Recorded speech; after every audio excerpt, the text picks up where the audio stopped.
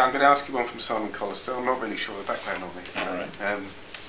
I'll ask it and see what happens. Very So good. why doesn't Here Comes Everybody tackle the battle over copyright and DRM? And he asks, is it, as Felix Strader claimed, a case of self-censorship? Perhaps it's too controversial. Oh yes, I love that Felix thing. you know about this stuff? Yes. Okay. All right. Do you want to tackle it? Sure. So Felix writes this thing in which he says, essentially, the author did not agree with me, and the only possible explanation for that is that he secretly agrees with me, but he's tamping it down. Right. In fact, there's a much more parsimonious explanation, which is that I think Felix is wrong. Felix's view seems to me, from reading that piece, that copyright and DRM is the core battle of the age, and that it is just worked around it. It is well. So this is my view, which is essentially one of the misunderstandings actually. So I think there's actually two different pieces. Felix has I think misunderstood something about the book, and then he and I disagree. The misunderstanding is that this is a book about the current change loosely going under the phrase Web 2.0, right? Which is a phrase I never use in the book. I actually don't find it that helpful.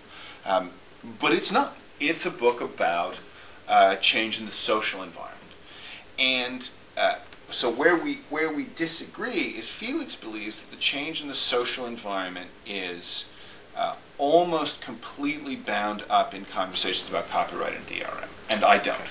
I think, in fact, that the huge shift here, which I talk about fairly extensively in the chapter on open source, is around the novel copyright bargain offered up by the GPL, by the license used for open source software, and by kind of related licenses like the Creative Commons license.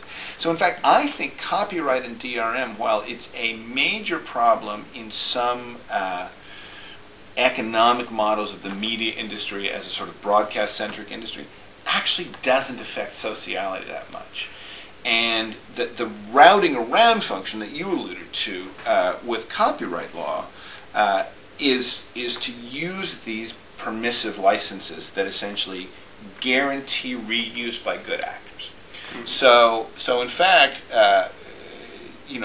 I've written plenty on copyright on DRM. There's no self-censorship, and no one's ever accused me of self-censorship before. I tend to go on at length about anything I'm interested in, but I didn't put copyright on DRM here because I don't think it matters that much. Not just that, but I don't think it is part of the story, but it's a very minor part of the story. It's not actually it's not the part that matters very much. The question of whether or not we're going to stick it to the man vis-a-vis the big media companies is actually much less interesting than the question of under what circumstances is massive collaboration a good idea. And that's really not bound up with the DRM fight at all.